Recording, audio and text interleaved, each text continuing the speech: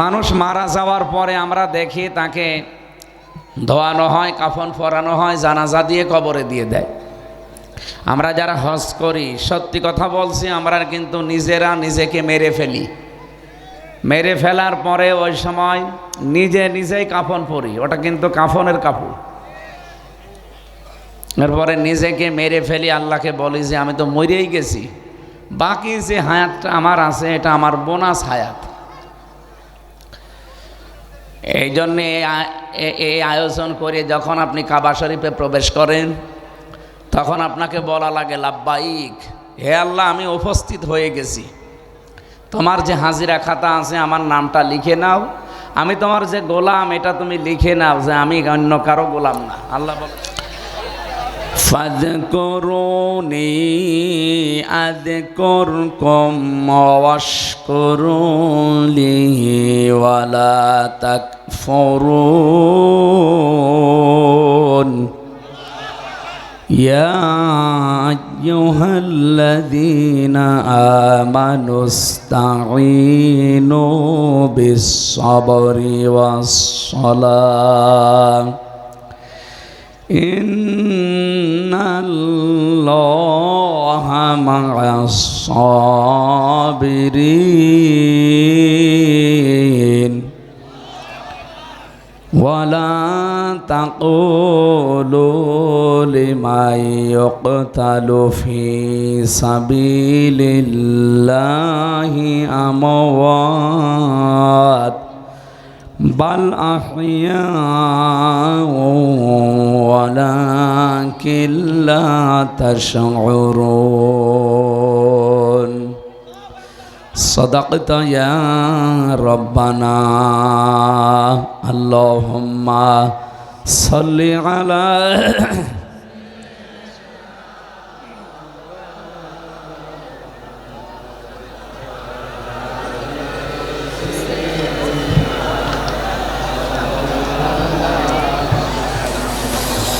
আলহামদুলিল্লাহ। আবার কথা বলেন।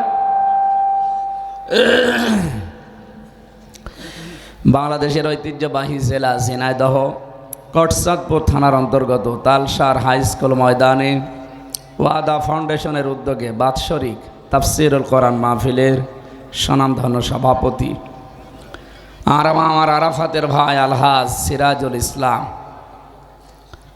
নবীজি বলেন আল হাজ্জু ইয়াহদিমু মা কানা ক্বাবলা, যে হজ করে ওটা যদি কবুল হয় তার পেছনের যত অপরাধ আল্লাহ সব মাফ করে দেয়। যারা হজে যায় তারা তিনটা কথা স্পেশালভাবে আল্লাহকে শোনায়। কয়টা বলেন? আমরা যারা হজে গিয়েছি, আমি নিজে হাজি, এটা পাশে হাজি এ পাশে হাজি, ওসি সাহেব হয়তো এখনো হজ করেনি, আগে শেষ হোক চাকরি তারপরে যাবে। মানুষ মারা যাওয়ার পরে আমরা দেখি তাকে ধোয়ানো হয়, কাফন পরানো হয়, জানাজা দিয়ে কবরে দিয়ে দেয়। আমরা যারা হজ করি, সত্যি কথা বলছি, আমরা কিন্তু নিজেরা নিজেকে মেরে ফেলি। মেরে ফেলার পরে ওই সময় নিজেই কাফন পরি, ওটা কিন্তু কাফনের কাপড়। এরপরে নিজেকে মেরে ফেলি, আল্লাহকে বলি যে আমি তো মরেই গেছি, বাকি যে হায়াতটা আমার আছে এটা আমার বোনাস হায়াত। এই জন্যে এই আয়োজন করে যখন আপনি কাবা শরীফে প্রবেশ করেন তখন আপনাকে বলা লাগে লাব্বাইক, হে আল্লাহ আমি উপস্থিত হয়ে গেছি, তোমার যে হাজিরা খাতা আছে আমার নামটা লিখে নাও, আমি তোমার যে গোলাম এটা তুমি লিখে নাও যে আমি অন্য কারো গোলাম না। আল্লাহ বলেন দাঁড়া, তিনটা কথা স্পেশালভাবে তুই আমাকে বলবি এবং এটা মেনে চলবি। ইন্নাল হামদা, তুই বল যে যত প্রশংসা এখন থেকে আমি করব সব তোমার জন্যে। এই জন্যে ইন্নার আগে ইন্না শব্দটা দেওয়ার পরে হাম দিয়েছেন। হাম দিলেও হয়ে যেত, না দিয়ে আবার আলিফলাম লাগিয়েছেন। আলিফলাম চার প্রকার হয়, এখানে যেটা আছে এটা আলিফলামে ইস্তেগরাকি। গরকন শব্দের শাব্দিক অর্থ হচ্ছে ডুবন্ত। তার মানে আমি আল্লাহকে বোঝাতে চাচ্ছি গ্যারান্টি দিয়ে, হে আল্লাহ আমি কিন্তু একেবারে খুব দৃঢ়ভাবে বলছি যত প্রশংসা এখন থেকে আমি করতে পারি সব তোমার জন্য করব। আমার কথার অর্থ বুঝতেছেন? এর চাইতে আর কিছু থাকে না। ইন্নাল হামদা এ কথা বলার পরে দুনিয়ায় আর কিচ্ছু থাকে না। 2 নম্বরে বলা হয় আর নেমাতা লাকা, শুধুমাত্র তোমার প্রশংসা না, তুমি আমাকে যে নিয়ামত দিয়েছ সব নিয়ামত আজকে থেকে তোমার জন্য ব্যয় হবে। আমি যে সুস্থ আছি এটা তোমার নিয়ামত। এটা কি? বিজ্ঞান এখন এই মাথার উপরে গবেষণা চালিয়েছে, এর ভেতরে 70,000 এই যে রগ তার যাই বলেন এগুলো দেওয়া আছে। সামনে ফ্রন্টাল লব পাবেন, এরপরে প্যারাইটাল লব, অক্সিপিটাল লব, মোটর কর্টেক্স, সেন্সরি কর্টেক্স, লব। আপনি এখানে কম্পিউটার ভিড়ান, শুধু মানুষের এই চামড়াটা আমি ফেলে দেব, দেখেন কত রগ কত তার বের হয়। এক একটার সাথে 70,000 করে সংযোগ দেওয়া আছে। আমি এদের সাথে বিজ্ঞান ভিত্তিক তাফসির মিলিয়ে দেখেছি। মুফাসসির জানিয়েছেন একটা রগ যদি কারো অকেজো হয়ে যায় মানুষটা পাগল হয়ে যাবে। আপনি যে মাস্তানি করে আপনাকে টাইট দেওয়ার জন্যে, নমরুদকে তো টাইট দিতে তাও মশা লেগেছে, আপনার তো কিছুই লাগবে না। কি শুধু যদি একটা রগ একটু অকেজো হয়ে যায় আপনি নিজের পায়খানা নিজে খাবেন।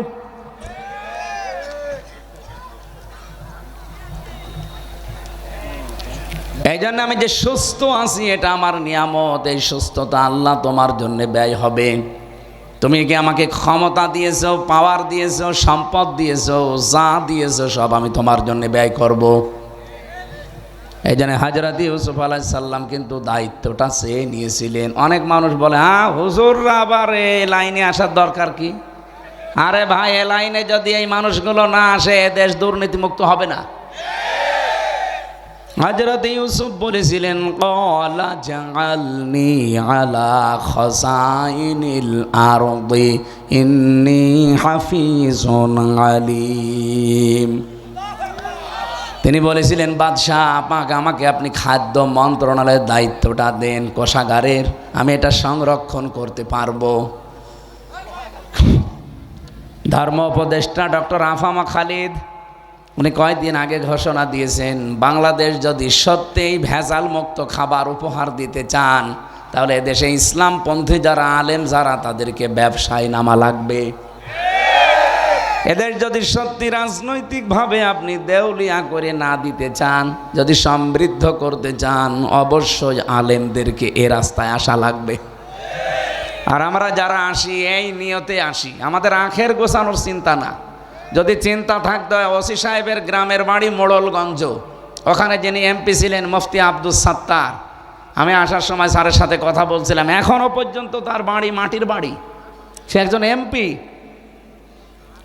গত পরশুদিন আমি ছিলাম পাবনা, শহীদ আল্লামা মতিউর রহমান নিজামী রহমতুল্লাহ আলাইহে, ওনার বাড়ি দেখলাম, এখনো পর্যন্ত মাটির বাড়ি, উপরে টিন দেওয়া, অথচ 2টা মন্ত্রণালয় লোকটা চালিয়েছে। আপনি আল্লাহর অলি খুঁজে পান না? না, আল্লাহর অলি খোঁজার জন্য বরিশালে যাওয়া লাগে। এই যে পাশের জেলা যশোর, মুহাদ্দিস আবু সাঈদ এমপি ছিলেন না? দেখেছেন তার বাড়ির অবস্থা। সাতক্ষীরার এমপি মাওলানা রিয়াসাত আলী, আমি নিজে গিয়েছিলাম তার বাড়িতে, কি অবস্থা, একটা ফকিরের বাড়ি, ওনার চাইতে ভালো। অথচ 15.5 বছর যারা চালিয়েছে, একজন এমপির নাম শুনলাম উনি মন্ত্রী হয়েছিলেন, ভূমি মন্ত্রী, ওনার বাড়ি 620টা। আপনার আর কয়টা লাগবে বলেন তো? আমার তো মনে হচ্ছিল যদি এই 6.5 মাসে ওরা থাকতো, আমার এখনো 100টা বাড়ি ওরা বানিয়ে ফেলতো। তো বানালে কি হবে, 620টা বাড়ি থাকতে পারে না। কয়েকদিন আগে মালয়েশিয়া গিয়েছিলাম, ওখানে ওরা বানিয়েছে সাহেব পাড়া। কানাডায় তো বেগম পাড়া, এখানে বানিয়েছে সাহেব পাড়া, কিন্তু থাকতে পারে না, সব হোটেলে থাকে। যে হোটেলে উঠি দেখি 2 শয়তান নিচে বসে বসে চা খাচ্ছে। কি গো? বলছে হুজুর আমরা আগেই পালিয়েছি। কেন সাহেব পাড়ায় থাকবেন না? ওখানে থেকে মায়ের খাবো? দেশের জনগণ এখানেও আছে, পিটিয়ে ভর্তা বানাবে। তো কি করলেন? 600 বাড়িটা, একটা বাড়িতেও থাকতে পারেন না, ঢাকার বাড়িতেও থাকতে পারেন না, চট্টগ্রামের বাড়িতেও থাকতে পারলেন না, এমনকি গ্রামের বাড়ি বাঁশখালী সেখানেও থাকতে পারলেন না। থাকবেন কোথায়? বাইরে এসে বানানো বাড়িতেও থাকতে পারে না, থাকে হোটেলে। কয়েকদিন আগে আপনারা দেখেছেন এই ফেব্রুয়ারি মাসের 5 তারিখে একটা আযাব নাজিল হয়েছিল, আযাবুল বুলডোজার। কি আযাব? 32 নাম্বার 33 নাম্বার বানিয়ে ফেলেছে। এই জন্য আমরা চাই বুবু ওখান থেকে যেন উস্কানি না দেন। উস্কানি দেবেন, এ তো 32 33 হয়েছে, বাকি যেটা আছে গ্রামে ওইটাও 34 হয়ে যাবে। আমি চাচ্ছি না ভাঙতে, যেভাবে আছে থাক, কিন্তু আপনারা তো আযাব নাজিল করে নিচ্ছেন। আমি 2013 সাল মিলিয়েছিলাম সাতক্ষীরা, চাঁপাইনবাবগঞ্জ আর চট্টগ্রাম, এই 3টা জেলাতে বুলডোজার দিয়ে কত মানুষের বাড়ি ঘর আপনি মাটির সাথে মিশিয়ে দিয়েছেন। আল্লাহ এমনি 32 নাম্বার এভাবে বুলডোজার দিয়ে ভেঙে দিয়েছে? এমনি নাই। কে ভেঙেছে? না না, কোরআনে কারীম জানিয়েছে ফাকুতিআ দাবিরুল কওমিল্লাযীনা যালামু। সূরা আনআম 7 নাম্বার পারা 12 নাম্বার পৃষ্ঠা 4 নাম্বার লাইনের 45 নাম্বার আয়াতের প্রথম অংশে আছে। এটা তাফসিরে ফি জিলালিল কোরআনে পাবেন। আল্লাহ পাক বলেন জালেমদের শিকড় পর্যন্ত কাটা হয়ে গেছে। কেটেছে কে? না না, আপনি আলেম, এখানে বসে আছে দেখছেন না? এটা মজহুল, এর ফাইল জানা নেই, কে করেছে আল্লাহ বলেন কেউ জানে না। এই জন্য সারা দেশে জালেমদের বাড়ি ঘর অফিস দেখেন, সব কিন্তু অধিকাংশ মাটির সাথে মিশে গেছে। মিশিয়েছে কে? কেউ জানে না। আমার কুষ্টিয়ার হানিফ সাহেবের বাড়ি যান, পায়খানার টয়লেটের এই যে প্যান পর্যন্ত খুলে নিয়ে চলে গেছে। হ্যাঁ, ইটও নেই, এখন নিল কে? কেউ জানে না। এটা কেন করলেন আল্লাহ? এখানে কেন করলেন আল্লাহ? আমাদের জন্য শিক্ষা আছে। এর পরের আয়াতে দেখবেন, এটা সূরা নমলে পাবেন 19 নাম্বার পারা 20 নাম্বার পৃষ্ঠা 7 নাম্বার লাইনের 52 নাম্বার আয়াত। এটা আধুনিক তাফসিরে দেখবেন। আল্লাহ পাক বলেন ফাতিলকা বুয়ুতুহুম খাওয়িয়াতাম বিমা যালামু। এই সেই ঘরগুলো, এই সেই 32 নাম্বার, এই সেই কুষ্টিয়ার হানিফ সাহেবের বাড়ি। যদিও নাম নেই, আমার আল্লাহ মনে হচ্ছে আগস্টের 5 তারিখের আগে আজটা আবার নাজিল করিস। এই যে ফা আছে বক্তব্যের শুরুতে, ফা আরবি গ্রামার অনুযায়ী 19টা অর্থে ব্যবহার হয়। এখানে যারা গ্রামার বোঝে জিজ্ঞাসা করেন, আল্লাহ যেন তার কুদরতি আঙ্গুল এভাবে দেখাচ্ছে যে এই সেই ঘরগুলো, এই সেই ঘরগুলো। আল্লাহ 1 বছর না দিয়ে বুয়ুত বহু বছর দিয়েছেন, তার মানে বহু জালেমের বাড়ি। খাওয়িয়াতান জনশূন্য হয়ে গেছে, পরিত্যক্ত হয়ে আছে। এটা একজনের না বহুজনের? কেন এগুলো করলেন? বিমা যালামু, এদের জুলুমের কারণে। এদের জুলুমের সীমা এত বেশি পার হয়ে গেছে, আমার আল্লাহরও সহ্যের বাইরে চলে গেছে। দুনিয়ায় যদি কিছু না হয়, শুধু ব্যারিস্টার আরমানকে যে কষ্টটা দিয়েছে এইটার জন্য আল্লাহর আরশ পর্যন্ত কেঁপে গেছে। কয়েকদিন আগে ব্যারিস্টার আরমানকে ডেকেছিল একটা টক শোতে। উপস্থাপিকা যিনি একটা মেয়ে, আরও 3 জন আছে মেহমান, প্রত্যেকেই দেখলাম অঝোর নয়নে তার কথাগুলো শুনে কাঁদতেছে। যে মানুষ এত নিচে নামতে পারে, ক্ষমতার জন্য মানুষ এত কঠিন হতে পারে। ওনারা যেদিন ফেলে দিয়ে যায় দিয়াবাড়ি, ওই উত্তরা দিয়াবাড়ি মিরপুরের এলাকায়, ওই জায়গাটাও পরশুদিন আমি আসার সময় দেখছিলাম। ড্রাইভার আমারে বলছে যে এই জায়গায় ফেলেছিল ওনারে।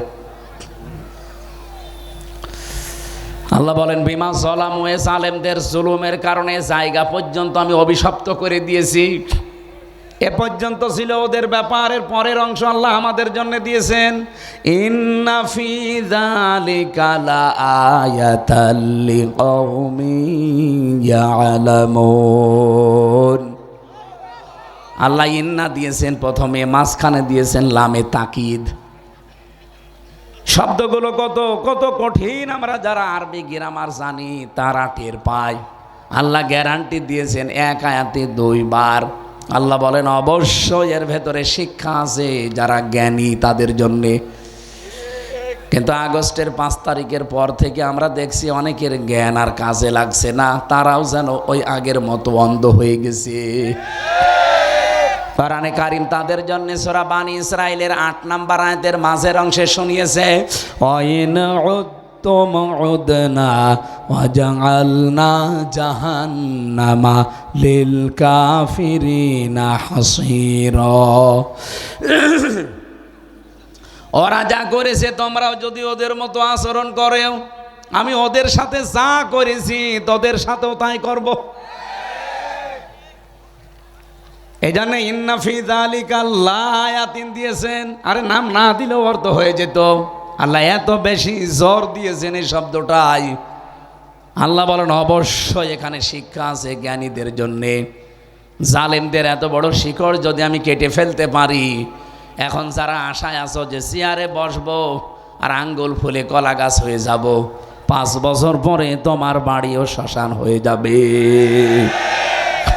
এই জন্য সাবধান সাধু, সাধু এই জন্য সাবধান। কথা বুঝতেছেন? আমাকে আল্লাহ যত নিয়ামত দিয়েছেন, ওসি সাহেবের জন্য নিয়ামত ওনার ওই চেয়ারটা, আমার জন্য নিয়ামত আমার এই চেয়ারটা। আমাকে আল্লাহ কথা বলার মতো যোগ্যতা দিয়েছেন। যে যেই জায়গায় আছি আমরা প্রত্যেকের ওইটা তার জন্য নিয়ামত। আমার এই নিয়ামত আজকে থেকে যতদিন বেঁচে আছে আমি আল্লাহর জন্যে শুধু ব্যয় করব। এ কথা আমি কাফনের কাপড় পরে বলেছি আল্লাহর ঘর তাওয়াফ করার সময়। 3 নম্বরে বলা হয় অল মুলকা লাকা, হে আল্লাহ আমি কিন্তু কাবা ঘর তাওয়াফ করছি, প্রদক্ষিণ করছি, আমি কিন্তু সব ছেড়ে দিয়ে তোমার পেছনে চলে এসেছি। কাবা ঘর প্রদক্ষিণ করা মানে, কাবার ঘোরা মানে কি? আমি দুনিয়ার সব ছেড়ে আমি আল্লাহর পেছনে ঘুরতেছি। এ ঘর যেহেতু আল্লাহর, আমি ঘুরছি কার পেছনে? আরো জোরে বলেন।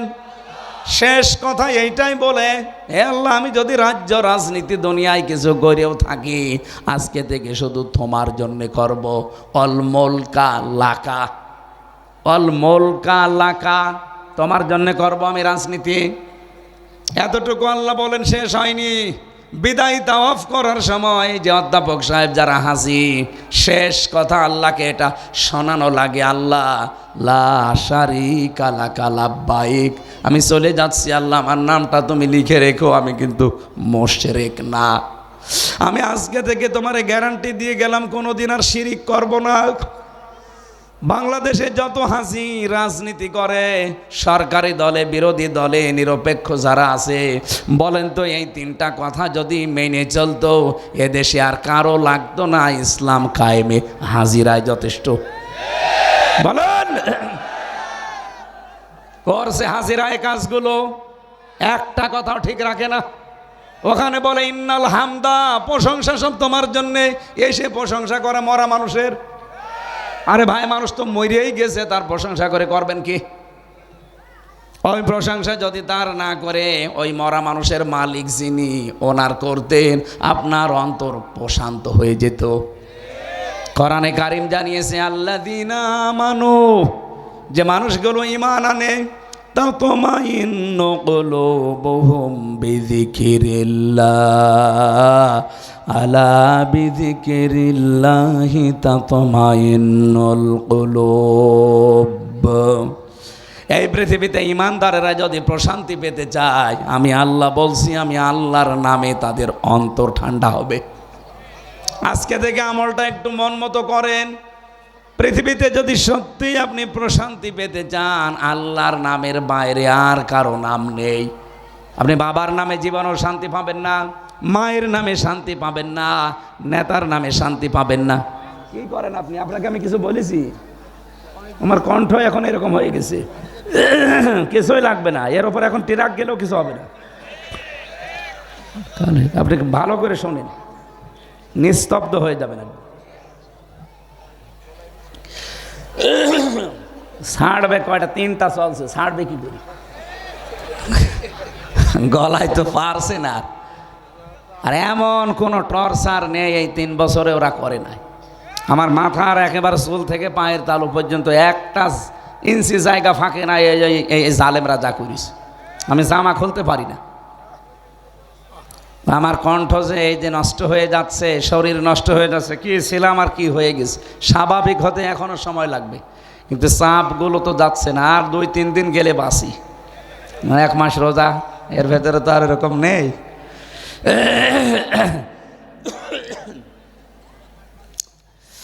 ঝিনাইদহবাসী আমরা যদি সত্যি আয়াত থেকে কিছু নিতে পারতাম, বাংলাদেশে বহু বেদাত বন্ধ হয়ে যেত, বহু শিরিক বন্ধ হয়ে যেত। কত মানুষ আল্লাহর নামের পরিবর্তে ডাকে শালি বাবা, কেল্লা বাবা, ফতে বাবা, ন্যাংটা বাবা, খাজা বাবা, ডাকে না? বলেন বলেন। এখানে অনেক আলেম আছে। পৃথিবীতে 3টা অপরাধের শাস্তি আল্লাহ ডবল ঘোষণা দিয়েছেন। পৃথিবীর অন্য কোনো অপরাধের শাস্তি ডবল হবে না, কিন্তু এই 3টা অপরাধ যারা জড়িত থাকবে তাদের শাস্তি হবে ডবল।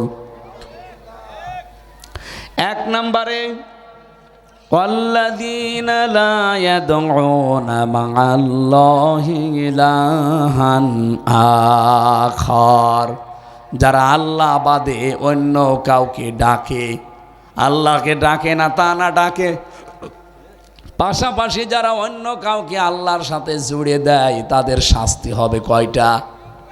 2টা। বলেন বলেন। আল্লাহ আমাদেরকে হেফাজত করুন আজকে থেকে আল্লাহ বাদে দুনিয়ায় আর কারো নামে জিকির, কারো নামে ডাকাডাকি। বলেন বলেন। আমাদের খুলনা বিভাগ তো অন্তত এখনো আছে ভালো, এগুলো বেশি চলে চট্টগ্রাম আর সিলেটে। কি জিকির আল্লাহর নামে করে, উল্টা পাল্টা সব বানানো। আর আল্লাহর অলি যত সব এলাকায়, ঘরে ঘরে ওরা অলি। মহিলারাও নাকি পীর, পীর মা। এই জন্য আমি আজকের সভাপতি আলহাজ সিরাজুল ইসলাম, ওনাকে দিয়ে যে কথাগুলো বললাম, সারা পৃথিবীর হাজিদেরকে আল্লাহ যেন এটা মেনে চলার তৌফিক দেন। বলেন আমিন। মাহফিলের প্রধান অতিথি, প্রাক্তন বিভাগীয় প্রধান ইংরেজি বিভাগ, জীবননগর ডিগ্রি কলেজ চুয়াডাঙ্গা, অধ্যাপক মতিউর রহমান, আপনাদের এলাকার সন্তান। আতালাল্লাহু উমরাহু ওয়া বারাকাল্লাহু ফি হায়াতি। বলেন আমিন। আলোচনা রেখেছেন এখানে মাওলানা হাবিবুর রহমান, প্রভাষক আব্দুর রউফ ডিগ্রি কলেজ, ডাক বাংলা, ঝিনাইদহ। আলোচনা রাখলেন আপনাদের এখানে সাবেক উপজেলা চেয়ারম্যান কোটচাঁদপুর ঝিনাইদহ, বিশিষ্ট ইসলামী চিন্তাবিদ মাওলানা তাজুল ইসলাম। শ্রদ্ধাভাজন বড় ভাই দামাত বারকাতুহুমুল আলিয়া। বলেন আমিন। আলোচনা রেখেছেন অধ্যাপক আব্দুর রাজ্জাক, সাবেক চেয়ারম্যান আলমগীর ইউনিয়ন পরিষদ, মাওলানা শরীফুর রহমান খান, সাবেক চেয়ারম্যান, সম্মানিত সঞ্চালক মাওলানা আমিরুল ইসলাম, খতিব তালসার জামে মসজিদ। আয়োজনে যারা আছেন, বিশেষ করে ওয়াদা ফাউন্ডেশনের জন্য দোয়া করছি। সার্বিক তত্ত্বাবধানে আছেন আলহাজ মিজানুর রহমান। সামনে বসা মুসলমান ভাইরা, পর্দার আড়ালের সম্মানিতা মা এবং বোনেরা, প্রশাসনের ভাইরা, বিশেষ করে আমাদের থানার ওসি অফিসার ইনচার্জ এসেছে আজকে। স্যারের হায়াতে তাজ্জেবা সিহাতে কল্লিয়া কামনা করছি আমিন। বাংলাদেশের প্রশাসনের ওপরে এখনো পর্যন্ত মানুষের খারাপ ধারণা যায়নি, এটা আস্তে আস্তে কাটা দরকার। 15.5 বছর ওনারা লাঠিয়াল বাহিনী হিসাবে ব্যবহার হয়েছিল অনেকেই। এই তাদের কারণে পুরা বিভাগটা এখন কালার হয়ে আছে জাতির কাছে। ওনাদের যে ডিউটি, আমি তো নিজে দেখেছি, 8 ঘন্টা 10 ঘন্টা না, 24 ঘন্টার 24 ঘন্টায় ডিউটি। নবীজি জানিয়েছেন 2টা চোখ আল্লাহ জাহান্নামে দেবে না। একটা যারা রাতের বেলা আল্লাহর ভয়ে কান্নাকাটি করে, 2 নম্বরে যারা জনগণকে পাহারা দেওয়ার জন্য রাত জেগে থাকে। ওনাদের ভেতরে যেহেতু দ্বিতীয়টা আছে, ওনাদের পুরা দায়িত্ব যেন আল্লাহ এবাদত হিসাবে মঞ্জুর করেন। প্রশাসনে যারা আছেন, সে বিডিআর হোক, আর্মি হোক, পুলিশ হোক, যারা প্রশাসনে আছেন, এ চাকরিটা শুধু চাকরি না, এটা একটা এবাদত, আর এটা সর্বোত্তম এবাদত। কি কথা বলেন না কেন? কুনতুম খায়রা উম্মাতিন উখরিজাত লিন-নাস, আল্লাহ বলেন আমি তোমাদেরকে উত্তম জাতি বানিয়েছে। তোমাদের উত্তম হওয়ার কারণ কি? তোমরা মানুষের উপকার করবে। মানুষের উপকার সবচাইতে বেশি করার জায়গা প্রশাসন থেকে, কারণ ওদের জান মাল ইজ্জত আবরু হেফাজতের দায়িত্ব সরকার দিয়ে দেয়। আল্লাহ রাব্বুল আলামিন এই বাহিনীটার উপরে আগের যে অবস্থা ছিল ওই অবস্থায় যেন ফিরে যায়। এবং যারা দায়িত্বে আছেন আগামীতে আমার মনে হয় প্রশাসনে, বিশেষ করে পুলিশ প্রশাসনে যারা আছে, তাদের বিভাগটা আলাদা করে দেওয়া দরকার। ওদের আইজির কথা মতো চলবে তারা, কোনো নেতা খেতার কথা মতো চলতে গেলে আবার অবিচার শুরু হবে। এরা আমরা চাই সামনে যারা দায়িত্বে আসবে ওরা যেন আলাদা করে দেয় ওদের। ওরা যদি সঠিকভাবে কাজ করতে পারে, হাত পা খুলে দিয়ে, এদেশে আবার শান্ত হয়ে যাবে ইনশাআল্লাহ। এই জন্য প্রশাসনের আজকে যারা এসেছেন এই কোটচাঁদপুর থানা এবং আশপাশের বিভিন্ন ক্যাম্প থেকে, আল্লাহ রাব্বুল আলামিন আপনাদের দায়িত্বটাও যেন আজকে পুরাটা ইবাদত হিসাবে কবুল করেন। পর্দার আড়ালে যারা বসে আছেন সম্মানিত মা এবং বোনেরা, প্রাণপ্রিয় ঝিনাইদহবাসী, এলাকায় আমার ভাইয়ের বাড়ি এই পাশে 2-3 কিলো দূরে জগদীশপুর, খালিদ সাইফুল্লাহ, সবাইকে নিয়ে আমি আল্লাহর দরবারে শুকরিয়া জানাই, যিনি আমাদেরকে কোরআন শোনার একটা মন দিয়েছেন। 3টা জায়গায় যদি সময় ব্যয় হয়, সম্পদ ব্যয় হয়, কিয়ামতে আল্লাহ যখন জবাব নেবেন তখন এই 3টা জিনিস বাইরে রাখবেন।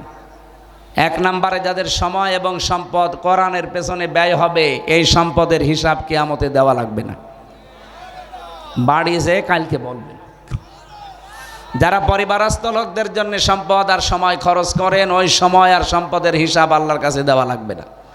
3 নম্বরে যারা জিহাদের ময়দানে কাজ করে, নিজে যদি যেতে না পারেন, যারা করে তাদের পেছনে খরচ করলে ওই সময় ওর ওই টাকার হিসাব আল্লাহর কাছে দেওয়া লাগবে না।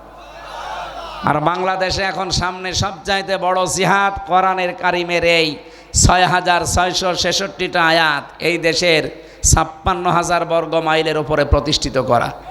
এটার জন্য যারা কাজ করছে, আপনি যদি নিজে করতে না পারেন, যারা করছে তাদের পেছনে সময় দেবেন, সম্পদ দেবেন। এক কথা বলেন না কেন? ওটা সবচাইতে বড় জিহাদ হবে এখন সামনে।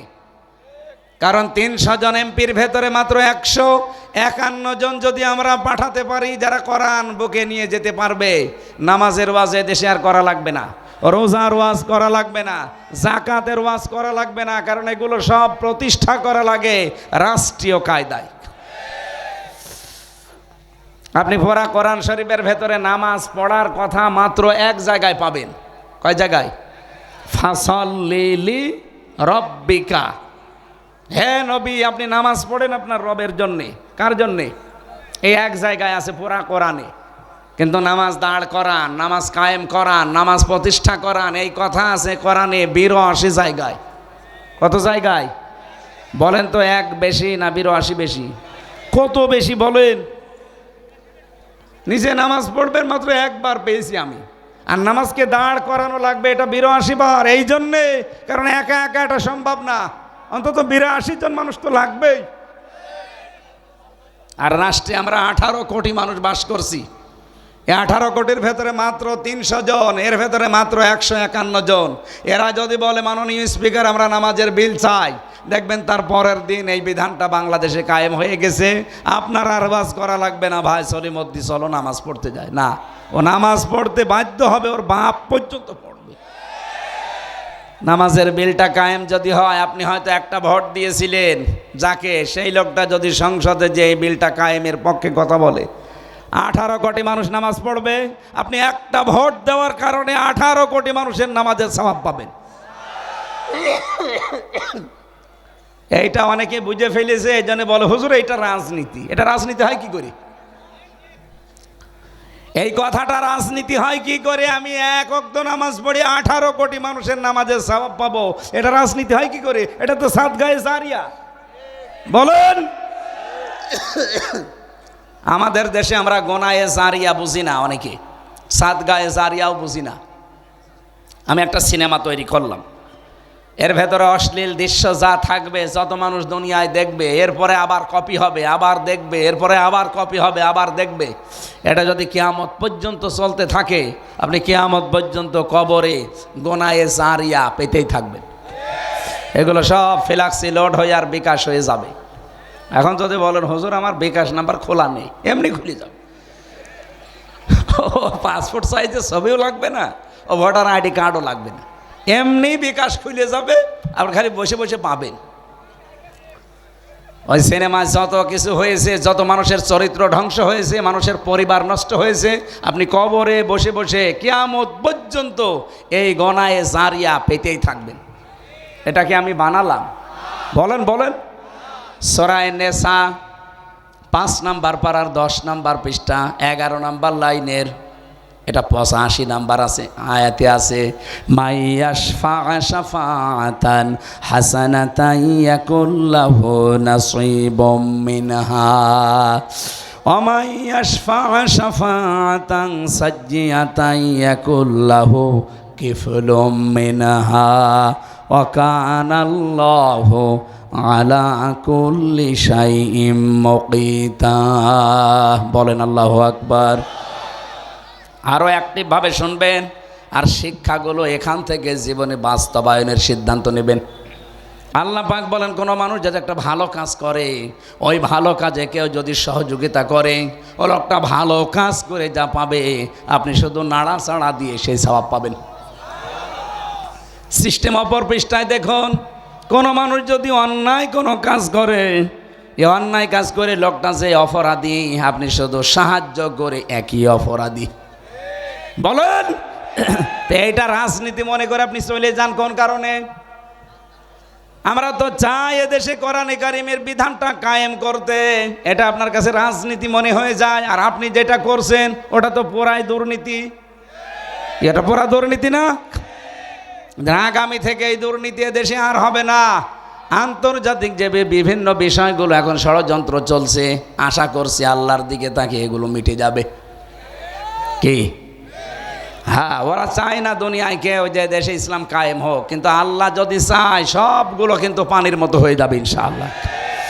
আগস্টের 5 তারিখের পর থেকে আজকে ফেব্রুয়ারির 25 তারিখ পর্যন্ত 27টা ষড়যন্ত্র করেছে আমাদের এই প্রতিবেশীরা, একটাও হালে পানি নেয়নি, সব নস্যাৎ হয়ে গেছে। গত 3 দিন আগে যেটা করেছে, এটা রাখাল রাহাকে দিয়ে আমার নবীকে গালি দিয়েছে। ওরা মনে করেছিল এই দেশের মানুষ উত্তেজিত হয়ে ওখানে মেরে ফেলবে, আর এইটা আমরা বিশ্বের মিডিয়ায় দেখাবো যে বাংলাদেশে জঙ্গি ভরে গেছে, এদেশের মানুষ পাগল ভালো হয়ে গেছে। আমরা প্রতিবাদ যতটুকু জানানোর জানিয়েছি ইমানের দাবির কারণে। আর আমরা এটাও চাই, যারা দায়িত্বে আছেন, আপনি 2 জন নবীর নাম নিয়ে আসেন, ডক্টর মোহাম্মদ ইউনুস, একটা মোহাম্মদ আর একটা কি, কয় নবীর নাম? 2 নবীর নাম নিয়ে বসে আছেন। আমাদের নবীকে যদি সত্যি কেউ গালি দেয়, অসম্মান করে, শুধু আমার নবী না, যে নবীকেই যদি কেউ ছোট করে, আমরা চাই তার মরণ, মৃত্যুদণ্ড তাহলে দেওয়া লাগবে। কথা বলেন না কেন? এটার পক্ষে আমরা আছি না? লিল্লাহে তাকবীর। দেখেন তো হাত তোলেনি কে? ঠিক আছে, আলহামদুলিল্লাহ। আরে ভাই, এটা তো ভিডিও হচ্ছে, এখানে ফেরেশতারাও করছে। কিয়ামতে যদি কিছু আপনার ভালো না লাগে আল্লাহর, অন্তত আল্লাহ যেন এটা দেখায় যে আমি নবীর সম্মানের পক্ষে ছিলাম। হযরতে ওমর এটা বলছে আমি শিক্ষার জন্য, এদিকে তাকান, তার ছেলেটাকে মাদ্রাসায় দিয়ে আসলেন। খলিফাতুল মুসলিমিন, তিনি দেশের প্রেসিডেন্ট। ওই জামানায় যিনি প্রধান বিচারপতি ছিলেন, তার সন্তানও একই মাদ্রাসায় দিয়েছেন। হযরতে আলীর সন্তান হোসাইন, এরকম টেবিলের ওপরে ক্লাস, খালি বই কলম ফেলে দেয় আর বলে তুলে দাও। 1 বার 2 বার 3 বার তুলে দিলেন। 3 বার তুলে দেওয়ার পর উনি রেগে গেছেন, কারণ প্রেসিডেন্টের ছেলে একটা আলাদা গরম থাকে। ডাক দিয়ে বলে, হোসাইন বারবার কলম ফেলে দাও, আমারে তুলতে বলো, আমি কি তোমার চাকর নাকি? ইমাম হোসাইন বলেই ফেলেছেন যে আপনি আমার চাকর না, আপনি চাকরের বাচ্চা, চাকর। গেছে রেগে যে কি বললেন, আমার বাবাকেও গালি দিলেন। আপনার বাবাকে জিজ্ঞাসা করেন গিয়ে, বাড়িতে গিয়ে বলছে, আব্বা আমি আর মাদ্রাসায় যাব না, আমারে ছোট করেনি, বন্ধুদের সামনে তোমারেও গালি দিয়ে ছোট করেছে, আমরা নাকি খাদেমের বাচ্চা, চাকরের বাচ্চা। হযরতে ওমর কিন্তু বিচক্ষণ মানুষ, কথা শোনার পরেই বুঝে ফেলেছেন। ডাক দিয়ে বলে, বিচার করব কিন্তু জমার দিন। খুতবা দিচ্ছিলেন তিনি যেহেতু খতিব, হঠাৎ আলোচনা বন্ধ করে দিলেন। ডাক দিয়ে বলেন, হোসাইন আসো এখানে? বলে, হ্যাঁ এদিকে আসো। তুমি আমার ছেলেকে ভরা মজলিসে ক্লাসে গালি দিয়েছো চাকরের বাচ্চা চাকর বলে, গোলামের বাচ্চা গোলাম বলে। বলে, হ্যাঁ দিয়েছি। কেন দিলে? ইমাম হোসাইন ডাক দিয়ে বলে, খলিফা বুকে হাত দিয়ে বলেন তো, আপনি কি আমার নানার খাদেম ছিলেন না? হযরত ওমরের কথা বন্ধ হয়ে গেছে। উনি বলে, আমি তো এভাবে কোনোদিন চিন্তা করি নাই। তুমি যে কথাটা বললে এটা কি লিখে দিতে পারবা? কাগজ নিয়ে আসেন। খেজুরের পাতা নিয়ে এসেছে, উনি লিখে দিলেন, ও মার আমার নানার খাদেম ছিল, আমি দেখেছি, আমার নানার খেদমত করছে। খাদেমকে আমি খাদেম বলবো না কি বলবো? ইতি হোসাইন ইবনে আলী লিখে দিলাম। হযরতে ওমর কাগজটা হাতে নিয়ে চমা খেলেন। ডাক দিয়ে বলে, নবীর সাহাবীরা বিচার হয়ে গেছে।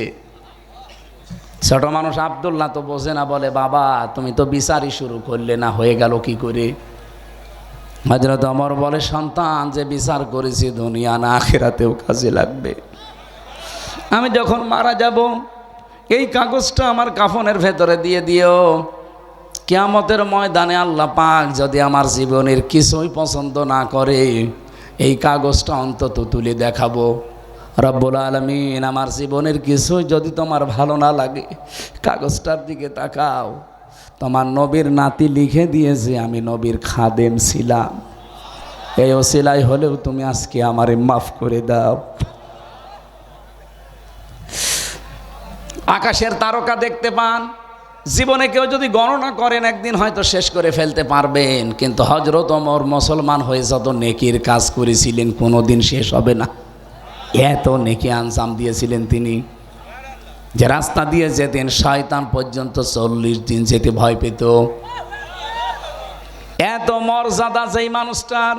হযরত ওমরের একক সিদ্ধান্তের ওপরে কোরআনের 13টা আয়াত আমার আল্লাহ তার মন মতো করে নাজিল করেছেন, অন্য কারো নামে এত আয়াত নাজিল হয়নি। এই মানুষটা যদি কিয়ামতের বিচারে এই সিদ্ধান্ত নিতে পারে যে আল্লাহ কিয়ামতে যদি কিছুই তোমার কবুল না হয়, পছন্দ না হয়, এই কাগজটার দিকে একটু তাকাও, তোমার নবীর নাতির সই করা আছে, উনি লিখে দিয়েছে আমি নবীর খাদেম ছিলাম, এই ওসিলা হলো আমার আজকে মাফ করে দাও। তাই আমাদের জীবনে তো এরকম একটা কিছু থাকা লাগবে। কি দেখাবেন আপনি?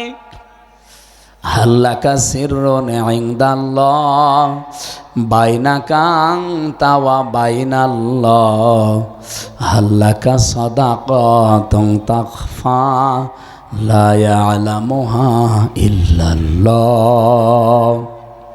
তোমার কি এমন কিছু আছে যে কিয়ামতে তুমি দেখাতে পারবে? তুমি ছাড়া আর আল্লাহ ছাড়া কেউ জানে না ওই সাদগার বিষয়টা। এমন কোনো গোপন দান তোমার আছে?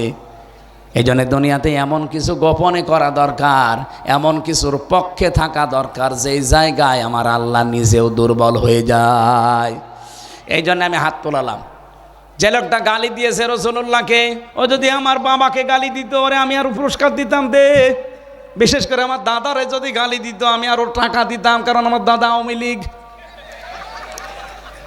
না, গালি দিক, কিন্তু আপনি রসুলকে গালি দেবেন কেন? তামাম দুনিয়া আমরা রসুলের কাছে ঋণী। কথা বলে না কেন? উনি যা দিয়ে গেছে তামাম দুনিয়ার মানুষ আমরা তার কাছে ঋণী।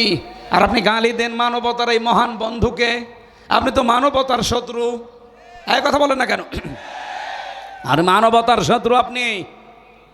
এই জন্যে আমরা আহ্বান জানাই ডক্টর মোহাম্মদ ইউনূসের কাছে, যারা এই দেশে এরকম কিছু করবে আইন পাশ করে দেন, আমরা সরাসরি তার ফাঁসি চাই। আগামীতে কোনো শয়তান যেন আর সাহস না পায়। আর আমরা হাত তুললাম এ কারণে, কিয়ামতের দিন এই ভিডিওটা যেন আমাদেরকে আল্লাহ দেখায় যে যা রসুলের পক্ষে যে যা করেছে তাকে আল্লাহ কিছু দিয়েছে। নবীর আপন চাচা আবু লাহাব ও তো জাহান্নামে যাবে, কিন্তু এই দুইটা আঙ্গুল দিয়ে নবীজির জন্মের কথা শুনে খুশি হয়ে তার নিজের কাজের মেয়েকে বলেছিল, যা তোর আমি মুক্ত করে দিলাম। আল্লাহর নবীর জন্য এতটুকু করে সে কিন্তু লস করেনি, আল্লাহ ওইটাই কবুল করে নিয়েছে, যদিও সে কাফের। কি কথা বুঝতেছেন? শেখ সাদী রহমতুল্লাহ আলাইহে জীবনে বহু কিছু লিখেছে, কিন্তু 3 লাইন লেখার পরে তার আর কিছু মনে ছিল না। বালাগাল ওলাবি কামালিহি কাশাফাদ্দু জাবি জামালিহি হাসনাত জামিউ খিসালিহি। এরপরে তার কলম থেমে গেছে। তাহাজ্জুদের নামাজ আদায় করে যায়, নামাজে ঘুমিয়ে পড়েছে। গভীর রজনীতে নবীজি এসে বলে, সাদি কি চিন্তা করো? হযরতে শেখ সাদী বলে, হে রাসূল, জীবনে বহু কিছু লিখেছি, কোনোদিন আমার কলম থেমে যায়নি। আজকে আপনার নামে আমি একটা কবিতা লিখতে গেলাম, 3 নাম্বার লাইনের পরে আমার আর মনে আসে না। বিশ্ব নবী বলেন, সাদী কলম হাতে নাও, আমি যেই লাইন চতুর্থটা বলছি ওটা লিখে নাও। সাল্লু আলাইহি ওয়া আলিহি। এটা কিন্তু কোরআনের আয়াত না, হাদিসও না, একটা কবিতা। অথচ এটা মানুষ কত আনন্দ নিয়ে পড়ে, কত আগ্রহ নিয়ে পড়ে। শেখ সাদী রহমতুল্লাহ আলাইহি কত কিছু দুনিয়ায় লিখেছেন, তার কিছু এত প্রসিদ্ধ হয়নি। অথচ রাসূলুল্লাহর নামে শুধু 3 লাইন লিখে তিনি আজ বিশ্ববিখ্যাত হয়ে আছেন। এখন আমরা আবার আহ্বান জানাচ্ছি, এই দেশে কিয়ামত পর্যন্ত যেন কেউ বিশ্ব নবীকে অপমান করতে না পারে।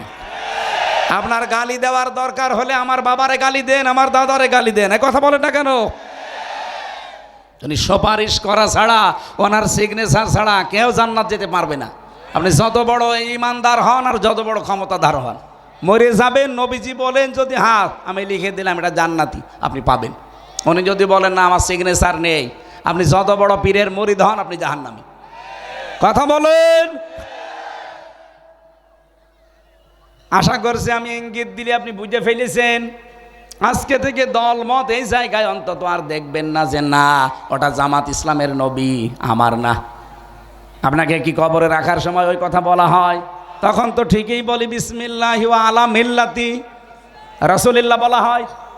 জামাত ইসলামের লোক মরে গেলে যেই দোয়া, আপনিও মরে গেলে ওই দোয়া, কিন্তু রাসূলুল্লাহর ক্ষেত্রে কোনো পার্থক্য। এই জন্য আমরা এই জায়গায় যেন এক থাকি। আল্লাহ এবং রাসূল এই 2 জায়গায় কোনো ঝামেলা করা যাবে? আপনি জমি জায়গা নিয়ে, বউ নিয়ে মারামারি করেন, অসুবিধা নেই, এই জায়গায় কোনো ঝামেলা চলবে না। আমরা কোরআনে কারিম থেকে যে নির্ধারিত আয়াতের উপরে তাফসীর করব বলে বলে বসেছি। যতগুলো আয়াত পড়েছি এতগুলো সম্ভব না, আমি একটা শব্দের উপরে কথা বলবো, যেটা নিয়ে বাংলাদেশ, ভারত আর পাকিস্তানে বেশি ভেজাল। আমি বিশ্বের যতগুলো দেশে গেছি, যেহেতু আকিস গ্রুপে আমি চাকরি করি, তাদের খতিব, এই হিসাবে তারা আমারে একটা ভিসা লাগিয়ে দিলে 27টা দেশ ঘোরা যায়। বহু দেশে নিয়ে গেছে আমারে। ওনাদের 175টার উপরে দেশে ব্যবসা চলে, সেখানে 8-10 হাজার 15-20 হাজার মানুষ কাজ করে। সেখানে নিয়ে যায় মালিক, আমারে নিজে নিয়ে যায়, যে ওই 8-10 হাজার মানুষের মাঝে কথা বলায়। ওনাদের একটা লাভ আছে, এটা মাইকে বলা ঠিক হবে না, কারণ ওই মানুষগুলোর ভেতরে যদি আল্লাহর ভয় ঢোকে তাহলে তারা কাজে ফাঁকি দেবে না। আমার কুষ্টিয়ার বিহারবি কেবল একজন আছে, মজনু সাহেব, প্রতি বছরে 100-র উপরে মানুষকে হজ করায়। আমি একদিন একজনকে জিজ্ঞাসা করলাম এনার উদ্দেশ্য কি, বলছে 2টা। 1 নম্বরে হজ যদি করে ওই হাজী সাহেব যেই দায়িত্বে থাকবে, অন্তত চুরি করা তার দ্বারা একটু কঠিন হবে।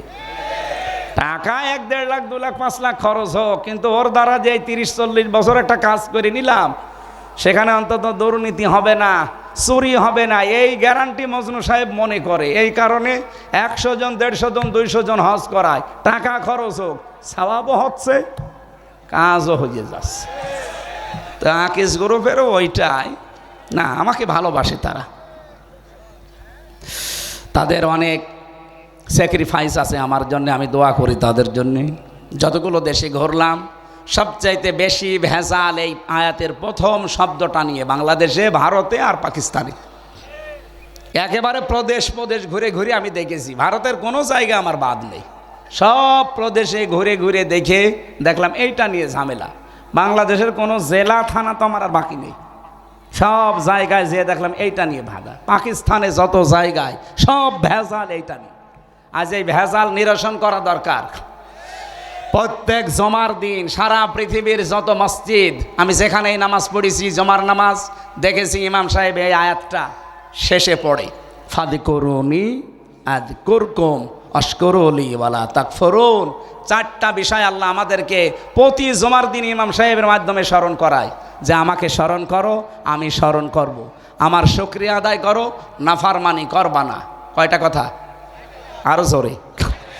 এক নম্বরে আমাকে স্মরণ করো, আমিও স্মরণ করব। আমার নিয়ামতের শুকরিয়া আদায় করো, নাফরমানি করবা না। হয়ে গেছে না বলা? বুঝেছেন? কারা হাত তোলেন তো? ঠিক আছে, তাহলে মোনাজাত করে দিই। না মানে আপনি যখন বলছেন যে আমি বুঝে ফেলিস, আবার আমি কি করব? আমি পড়া কোরআন শরীফ যতটুকুই বুঝেছি, যেহেতু আমার অনার্স মাস্টার্স এইটার উপরে সারাটা জীবনই প্রায় চলছে, এর উপরে আমার সেই 5 পাস করার পর থেকে এর উপরে আমি এইটা নিয়ে যতটুকু বুঝলাম নাড়াচাড়া করে প্রায় 42টার উপরে আমি বিশ্ববিদ্যালয়ে থাকাকালীন মিলিয়েছিলাম তাফসিরগুলো। সব মুফাসসির এই আয়াতের ব্যাপারে 5টা অর্থ নিয়ে এসেছেন। প্রথম শব্দ ফা, প্রথম অক্ষর কি? এর বাংলা অর্থ অতঃপর। উযকুরনি, আমাকে স্মরণ করো মানে আমার জিকির করো। আযকুরকুম, আমি আল্লাহ তোমাদের জিকির করব। আমি 2010 সালে যখন প্রথম গ্রেপ্তার হয়ে জেলে গেলাম, ওই সময় যে ওসি সাহেব আমার নিয়ে গিয়েছিল, মানে গোপালগঞ্জে বাড়ি, টঙ্গী পাড়ায়, আল্লাহর ওলি। উনি আমারে বলছে, হুজুর আমি আপনারা ছেড়ে দিচ্ছি, কিন্তু একটা দায়িত্ব পালন করবেন। প্রতি জমার দিন এসে আমারে আপনি যেভাবে কোরআন পড়েন ওইভাবে শিখিয়ে দেন। যেভাবে শিখতে হলে আরবি গ্রামার জানা লাগবে, আমি তাই পড়ব। এই প্রতি জমার দিন যেতাম, গাড়ি পাঠিয়ে দিত, পড়াতাম। ওর পরের বছরে 11 সালে একটা আলোচনা করেছিলাম জিকির এই শব্দ নিয়ে, কারণ বিশাল ভেজাল লেগে আছি সারা বাংলাদেশে। যে যেভাবে পারে খালি জিকির। বিভিন্ন দরবারে যাবেন, কি দেবে বলেন বলেন?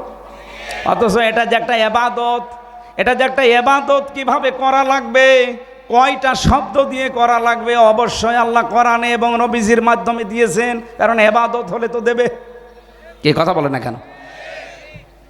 উনি 11 সালে জিকিরের ওপরে আমি 1 ঘন্টা 55 মিনিট আলোচনা করেছিলাম, পুরাটা শুনেছি।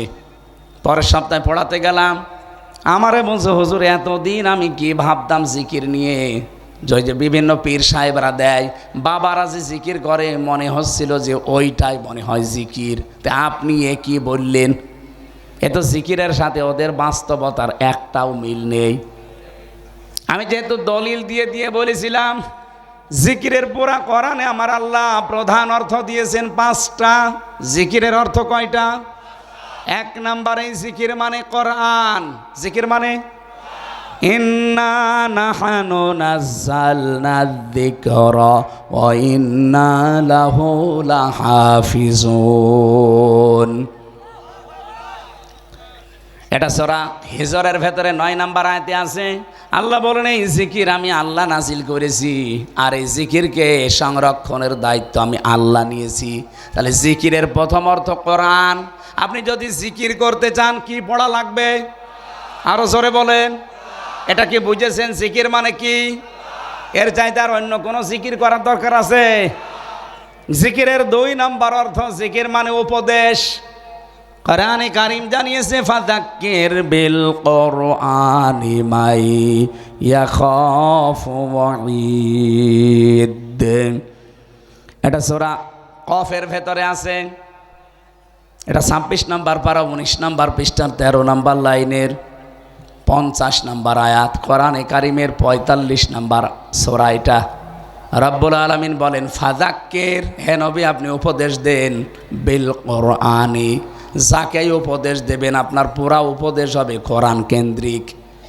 কি হবে জানেন আপনি? মাইয়া খাফু ওয়াঈদ, so admonish and or by the holy Quran him who fresh my threat, fresh my threat দিয়েছেন যাদের অন্তরের ভেতর আল্লাহর ধমকের ভয় আছে, কোরআন দিয়ে উপদেশ দিলে দেখবেন কিছু না কিছু তাদের কাজ হচ্ছে।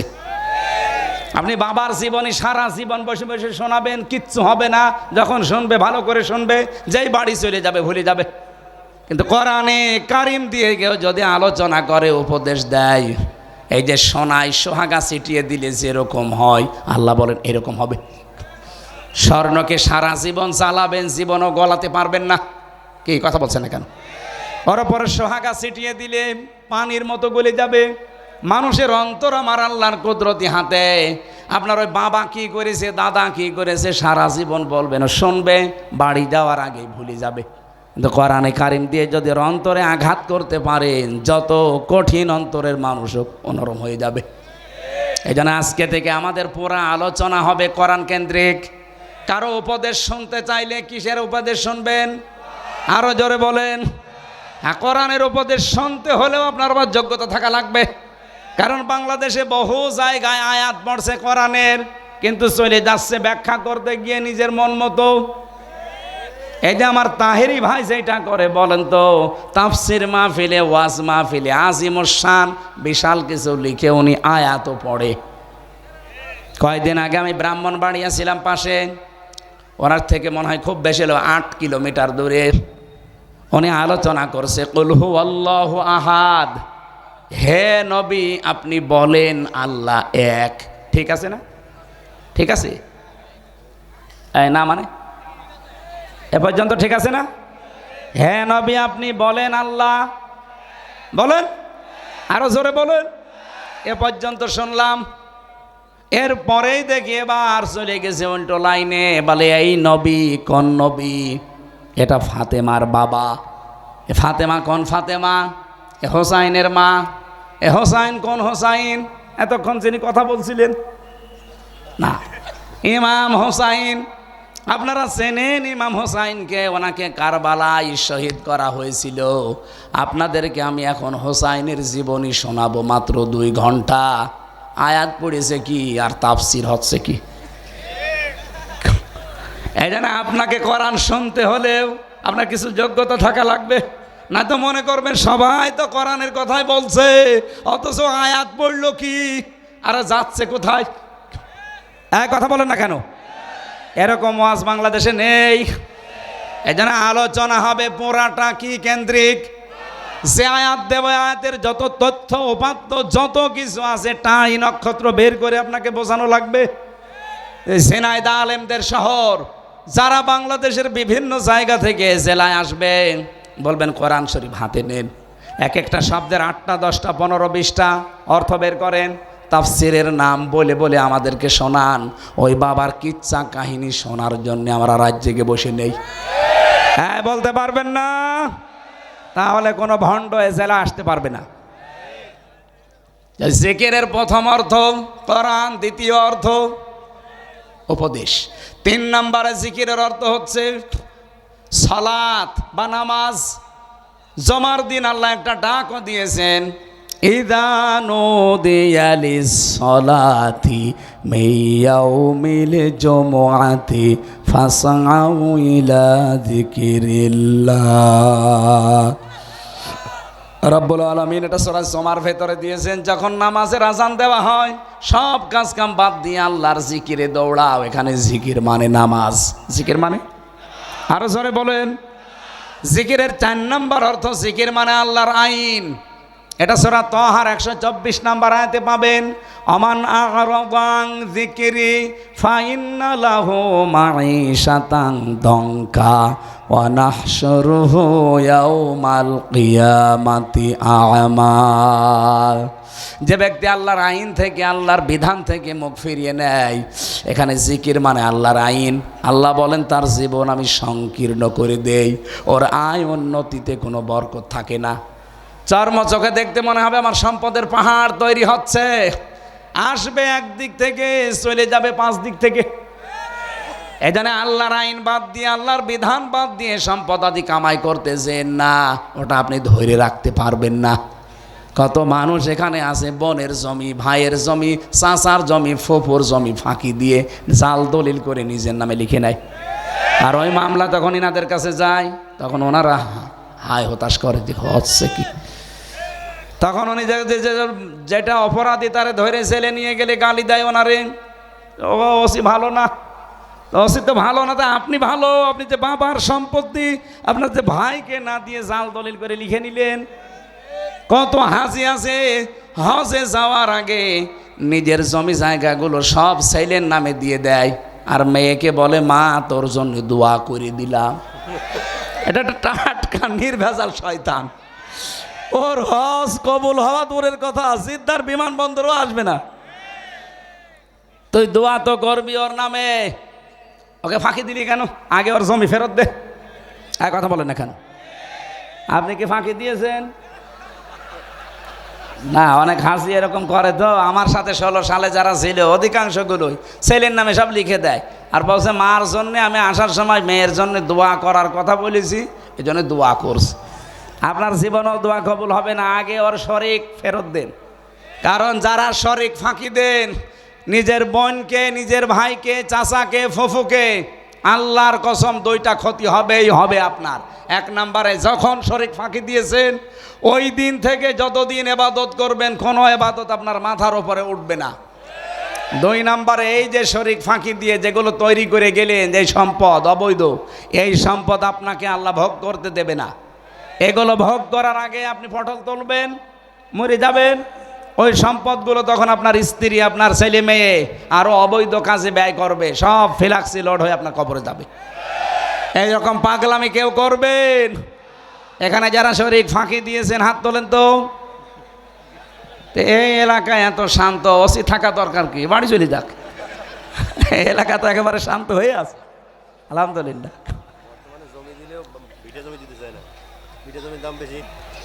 না, এখানে আর একটা মাসলা। হ্যাঁ, স্যার যখন বলেছে এই মাসলাটা, এই যে যারা বোনকে, বিশেষ করে বোনকে ভিটার জমি দিতে চান না, বলেন মাঠের তা দিয়ে শেষ, না আপনি জায়েজ হবে না। কোরআন বলছে আপনার এক ছেলে যা পাবে 2 মেয়ে তাই পাবে।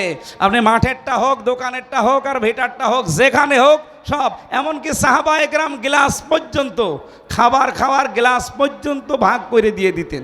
2টা থাকলে, 3টা থাকলে 1টা দিতেন বোনকে, 2টা রাখতেন নিজে। তারা যদি গ্লাস দিতে পারে, আপনি জমি দিতে পারবেন না? ভিটার মানে যার কারণে নামাজ পড়েন তার কারণে এই জমি জায়গাও ভাগ করা লাগবে আপনাকে। আল্লাহর বিধান বাদ দিয়ে আপনার জিকির হচ্ছে না।